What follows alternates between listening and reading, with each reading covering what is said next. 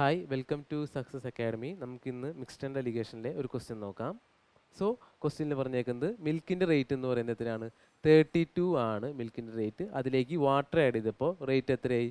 28 റുപ്പീസായി. So ക്വസ്റ്റ്യനിൽ കാണാൻ പറഞ്ഞേക്കുന്നത് വാട്ടർ ഇസ് ടു മിൽക്കിൻ്റെ റേഷ്യോ ആണ് കാണേണ്ടത്.